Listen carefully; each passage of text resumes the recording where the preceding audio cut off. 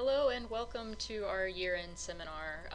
I am Jordan Vresic. I am the Director of Client Services here at DPS, and I will be covering topics specifically related to payroll.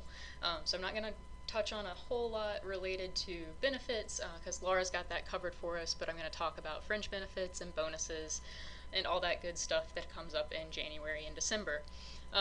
So just kind of starting off with, we like to answer the questions: who, what, when, where, and why. And I like to cheat by doing it very obviously. For fringe benefits and bonus payrolls, you are going to contact my team. We are customer service at dominionpayroll.com, and those messages go to our help desk so that we can help you with whatever you need. Specifically today we're going to be talking about bonuses and distributions and fringe benefits that are generally reported in December and January, whether that's for holidays or just end-of-year reporting for what needs to be on the W-2s. You can send this information to us from wherever you'd like. Anywhere that you've got internet access, you have access to us. And the reason to get all of these ducks in their rows early is that accurate W-2s make for the happiest of New Year's. As some foundation, the IRS basically says any money that changes hands between the employer and the employee is compensation.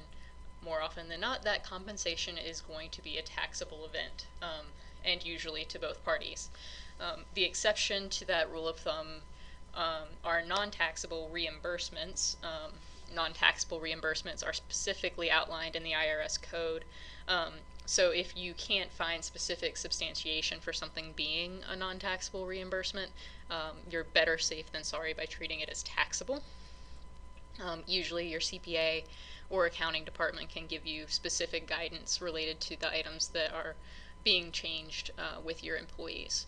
Examples of common taxable compensation are cash earnings paid to the employee, any kind of auto allowances, things like that, gifts to the employee, whether it's, you performed really well and we sent you on a cruise, or you performed really well and we gave you a $25 gas card. Things like that are taxable to the employee.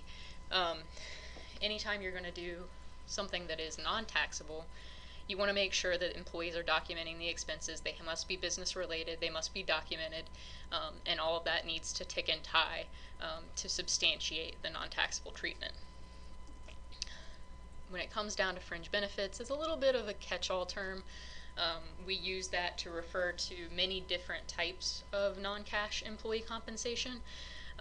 Some common fringe benefit examples are group term life coverage, insurance premiums that were paid by the employer, personal use of company car and auto allowances, rent that's paid by the employer, tuition assistance, moving allowances, and gift cards.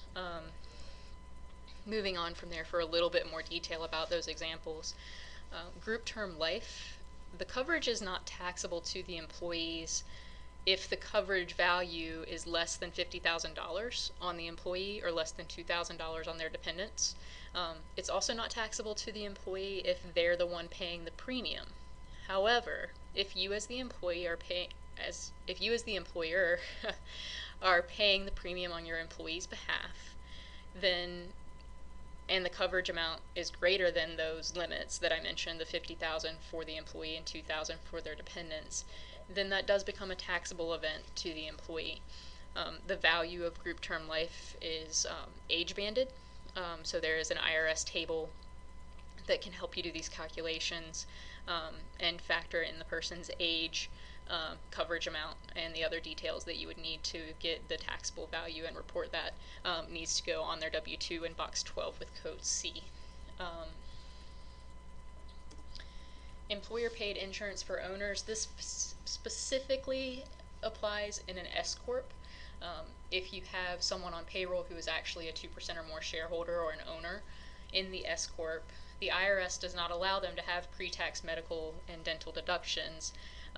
Typically you would either handle that by having post-tax deductions come out of their paychecks, or if you as the employer are paying the insurance premium on their behalf, you want to make sure that you report those totals at the end of the year on their W-2 in boxes 1 and 14.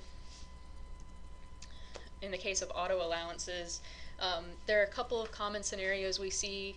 One common scenario is you have a company car that the employee gets to use for more than just company business.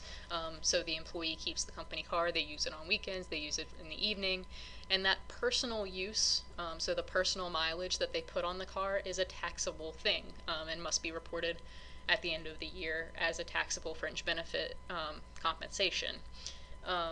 The other scenario is that the employee is using their personal car, but they use it for business purposes on a pretty frequent basis, and you as the employer have decided to give them a flat rate allowance related to their gas and mileage and expenses for their personal car use related to the business. If you are giving them a flat amount rather than a direct reimbursement for mileage, that flat amount is taxable. Now, the employee, if they have done a good job of tracking the business use versus the personal use, can write that off when they file their taxes and lessen the tax burden associated with it. Some general rules of thumb related to fringe benefits. You'll want to get with your CPA and your accounting department to really nail down what needs to be reported and what the amounts are for each employee. Talk with your CPA about how you want to handle the taxation. The CPA should be able to tell you what box the benefit needs to be reported on in the W-2, and that will help us. You should also be able to nail down whether you as the employer want to cover the taxes on the employee's behalf, or the employee is going to pay the taxes out of one of their last paychecks of the year. Those are things that you will want to talk through and identify before you report your numbers to us, and will help us handle it properly when we go in to do the payrolls. Other thing that happens a lot this time of year are bonus payrolls.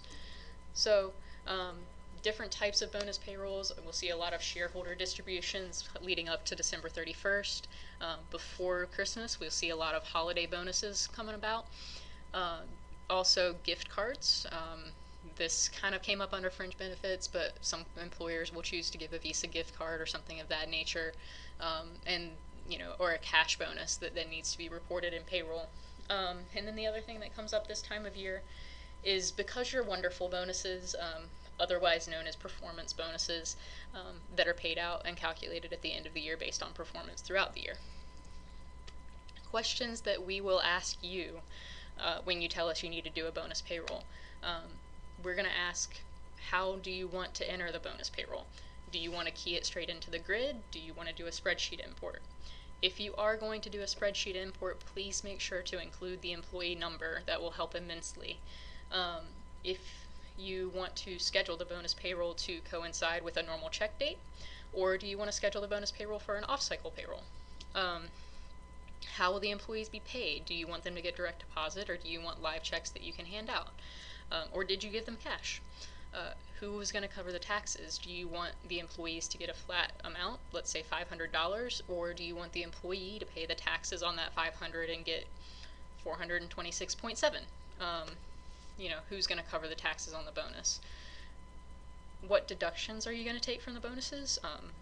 Are you going to take all taxes, including FICA, Medicare, and withholding, or maybe just FICA and Medicare, or are you going to take 401k as well?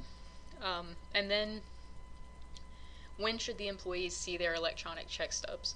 If you are using ESS for check stub access, we want to make sure we have this conversation so that we don't let the cat out of the bag about the bonuses before you're ready for employees to know that they're coming.